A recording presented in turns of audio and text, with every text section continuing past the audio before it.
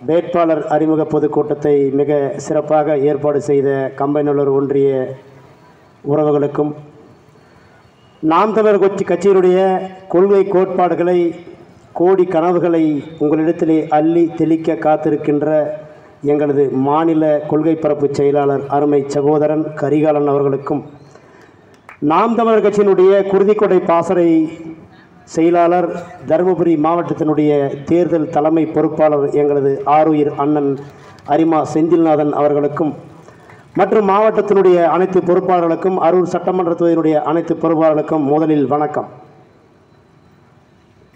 கொள்கையையும் கோட்பாடையும் கோடி கனவுகளையும் லட்சியங்களையும் நோக்கி களத்தில் இருப்பது நாம் தமிழர் கட்சி. பல லட்சங்களையும் சாதிகளையும் மதங்களையும் கையில் எடுத்து தேர்தல் களத்திலே நிற்கின்றது மற்ற கட்சிகள். எனவே நாம் தமிழர் கட்சி மேடை போட்டாலே திமுகவை திட்டுகிறார்கள், அதிமுகவை திட்டுகிறார்கள், பாரதிய ஜனதாவை திட்டுகிறார்கள் என்பதை நேர்மறையாக நான் மாறி ஒரு விஷயத்தை சொல்கிறேன். ஏனென்றால் அவர்களும் மேடை போடுவார்கள், இல்லை காசு எடுத்துன்னு வந்து நடுராத்திரியில் திருடுகளைப் போல வீடு வீடாக வருவார்கள்.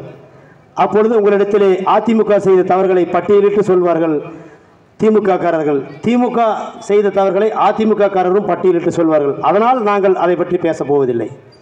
நாங்கள் கேட்கிறோம், லட்சங்களை நம்பவில்லை, லட்சியங்களை நாடி 15 ஆண்டு காலமாக சாதி மதங்களை கடந்து சாதி கொடிகளை பிடித்திருந்த எங்களைப் போல இளைஞர்களை நாம் தமிழர்கள் என்று உணர்த்தி இந்த களத்திலே நிறுத்த வைத்ததனுடைய சாதனை தான் எங்கள் அண்ணன் செந்தமிழன் சீமான் அவர்களின் சாதனை. எனவே கம்பைநல்லூர் வாழ் பகுதி மக்களே, நாங்கள் தேர்தலுக்கு தேர்தல் கம்பைநல்லூரிலே கூட்டம் போடுகின்றோம். கம்பைநல்லூரிலே எங்கள் அருமை சகோதரன் கரிகாலனும் பேசுகிறார்.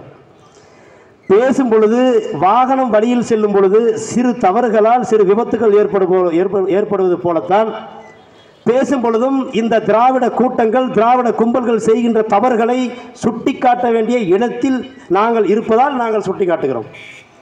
எனவே உறவுகள் அனைவரும் வருகின்ற நாடாளுமன்ற தேர்தலில் நாம் தமிழர் கட்சியினுடைய வெற்றி வேட்பாளர் நினைத்திருந்தால், அவர் படித்திருந்த படிப்பிற்கு அவருக்கு கிடைத்த வேலையை செய்து மட்டும் இருந்திருந்தால் சுகபோக வாழ்க்கை அதிமுக காரன் திமுக காரனை விட அதிகமாக வாழ்ந்திருக்கலாம். அதையெல்லாம் கடந்து விட்டு நாம் தமிழர் கட்சியில் இருப்பவர்கள் கருப்பாக இருக்கிறார்கள், கருப்பு பணியில் போட்டுனுக்கிறாங்க, சும்மா சின்ன சின்ன பையன் வரான், முடி வளர்த்துனுக்கிறான், தாடி விட்டுனுக்கிறான், அவனுக்கிட்டலாம் ஒன்றும் நினைக்காதீங்க. அதாவது பவர்ஃபுல் கேண்டிடேட்ஸ், அதாவது அதிக திறன் வாய்ந்த படைப்பாளிகளும் படிப்பாளிகளும் நாம் தமிழர் கட்சியில் நிற்கிறாங்க. முதல்ல உணர்ந்துக்குங்க. கருப்பு சட்டை போடணுக்கு படிக்க தெரியாது நினைக்காதீங்க, செகப்பாக ரொம்ப உண்மை தான் பேசுவோம் நினைக்காதீங்க. 50 ஆண்டு கால அரசியல் வரலாறு இப்படி தான் போயிடுச்சு. எனவே எதற்கும் சீட்டுக்கும் நோட்டுக்கும் அஞ்சாமல் நாம் தமிழர் கட்சி 40 தொகுதியிலும் தனித்து போட்டியிடுகின்றது. அதுவும் ஒன்றை சொல்லுகிறோம், சமூக நீதி ஆட்சி, சமத்துவ ஆட்சி, பெண்களுக்கு முக்கியத்துவம் கொடுக்கின்ற ஆட்சி என்று சொல்லுகின்ற இந்த திராவிட முன்னேற்ற கழக ஆட்சியில் 1000 ரூபாய் வந்ததா? மாடியில் எல்லாரும் பல நிற்கிறீங்க, நல்லா நெகுன்னு நிற்கிறீங்க. என்ன சுனோ வாங்கினீங்க, என்ன ஃபேர் அண்ட் லவ்லி வாங்கினீங்க கேட்டாரா? வேலூர் மாவட்டத்தைச் சேர்ந்த தற்போது நீர்வளத்துறை அமைச்சராக இருக்கிற துரைமுருகனோட மகன் தற்போது நாடாளுமன்ற தொகுதியினுடைய வேட்பாளர். வேலூரில் தானே கேட்டாங்க, கம்பைநல்லூரில் கேட்க மாட்டான்னு நினைக்காதீங்க. இங்கே ஒரு காமெடி பீஸ் தருமபுரியில் இப்போ ஒரு 5 வருஷமாக எம்பியாக இருக்குது. அது எங்கேயாவது யாராவது தமிழர்கள் ஏதாவது ஒரு சமுதாயத்துக்கு ஒரு பொங்கலுக்கு கல்பரத்தை கொடுத்தாலும் ஓடி அவிக்கும், கல்பரை கொடுத்தாத இது எனக்கு பிடிக்காதுன்னு சொல்லி அவிக்கும், பல பிரச்சனை செய்யும். அதனால் இந்த கருத்துக்கள் எல்லாம் எங்கள் அண்ணன் பேசுவார்.